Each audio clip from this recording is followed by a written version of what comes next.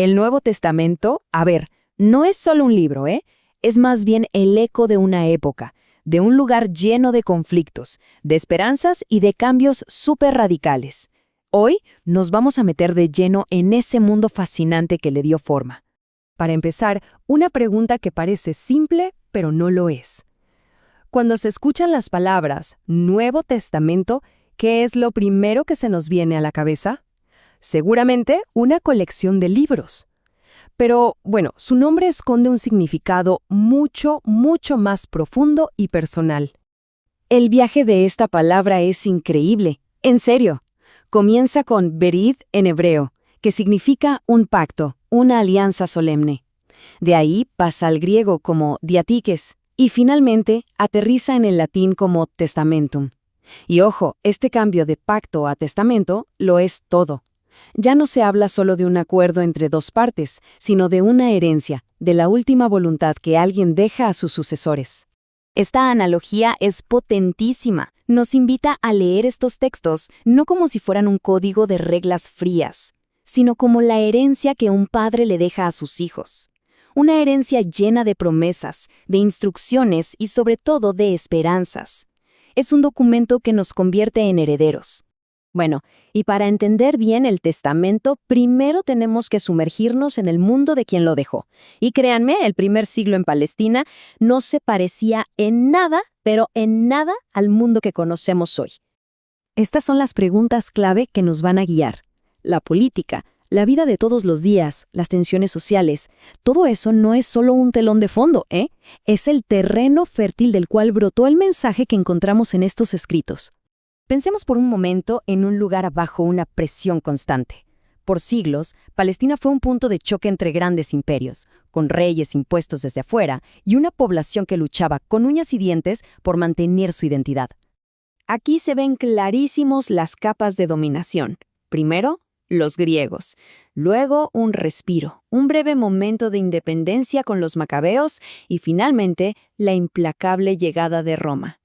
La era de Jesús se da justo en medio de esta tensión. Por un lado, el recuerdo de haber sido independientes, y por otro, la dura realidad del control romano. Esta frase, que suena súper dramática del libro de Daniel, se refiere a un momento clave. Fue cuando el rey greco-sirio Antíoco IV Epífanes profanó el templo de Jerusalén poniendo ahí una estatua de Zeus. Fue una ofensa religiosa tan, pero tan grande que se convirtió en la chispa que encendió la revuelta de los macabeos. Miren, aquí vemos dos caras de la misma opresión. Por un lado, Antíoco, con su ataque directo y frontal a la religión. Y por otro lado, Herodes el Grande, que era un maestro de la política. Sí, reconstruyó el templo a una escala magnífica, pero su brutalidad para mantenerse en el poder y su lealtad a Roma lo hacían súper impopular.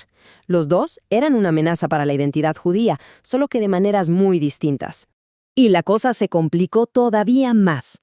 El reino se fragmentó entre los hijos de Herodes y la región de Judea, donde está Jerusalén, cayó bajo el control directo de un gobernador militar romano.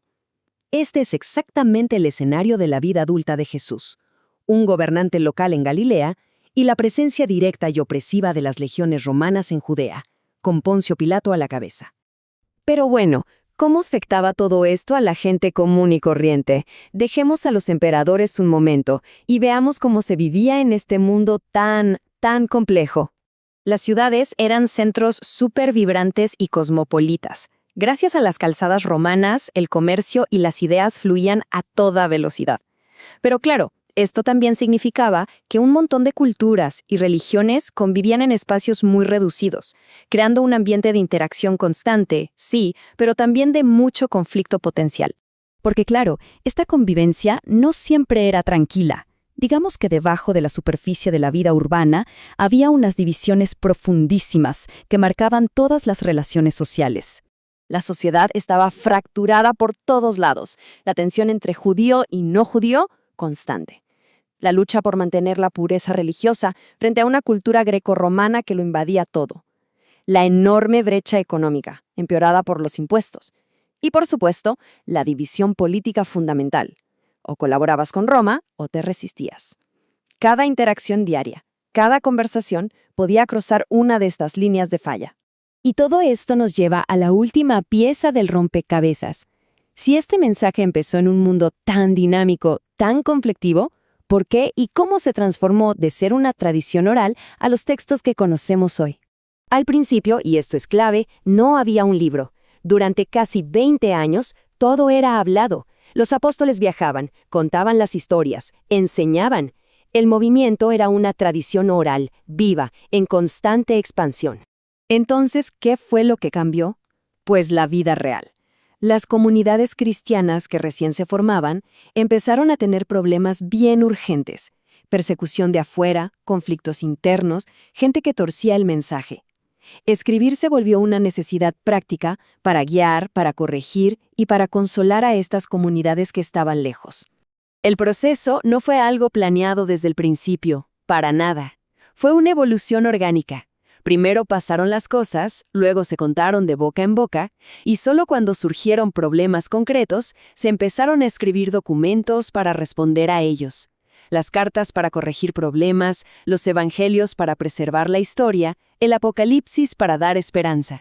En resumen, el Nuevo Testamento no es un libro, es una biblioteca.